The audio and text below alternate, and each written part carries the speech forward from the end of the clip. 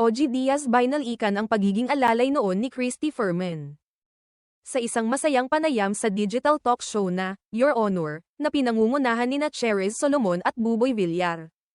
Ibinahagi ng kilalang talent manager at content creator na si OG Diaz ang kanyang mga karanasan noong nagsisimula pa lamang siya sa industriya ng showbiz. Sa pinakabagong episode ng programa, na may temang, In Aid of Plastikan, mga plastic sa showbiz, napunta ang usapan hindi lamang sa mga intriga sa likod ng kamera, kundi pati na rin sa mga kwento ng tagumpay at sakripisyo ng mga veteranong personalidad.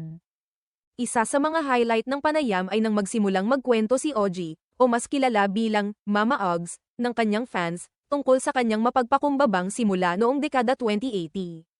Ayon sa kanya, bago pa man siya maging kilala bilang talent manager at host, una muna siyang naging alalay ng premyadong manunulat at showbiz reporter na si Nanay Christy Fermin. Taong 1986.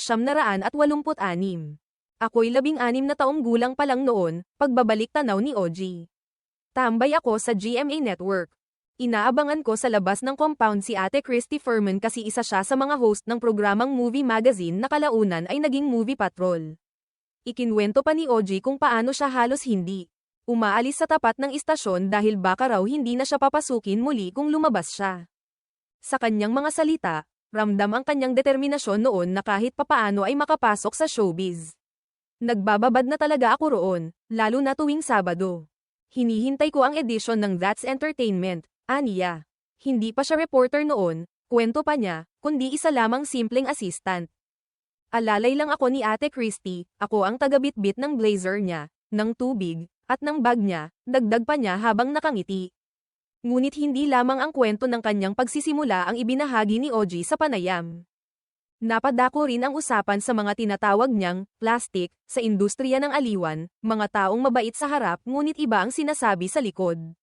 Kapag backbiter ka, plastic ka na nun.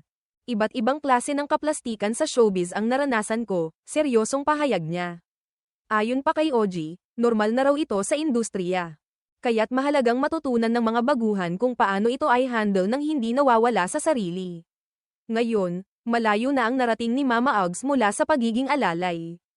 Bukod sa pagiging isa sa mga pinakarespetadong talent managers sa bansa, siya rin ay matagumpay na vlogger at YouTuber. Marami ang sumusubaybay sa kanyang YouTube channels kung saan nagbibigay siya ng showbiz updates, opinyon, at minsan ay personal na payo sa buhay. Hindi rin matatawaran ang kanyang kontribusyon sa pelikula, pati na rin ang kanyang mga ginagawang charity projects na tumutulong sa mga nangangailangan. Ang kanyang kwento ay patunay na ang sipag, tiyaga, at pagiging totoo sa sarili ay tunay na puhunan para makamit ang tagumpay. Mula sa pagiging tagabitbit ng gamit ni Nanay Christy, ngayon isa na siyang haligi sa likod ng maraming matagumpay na artista sa showbiz.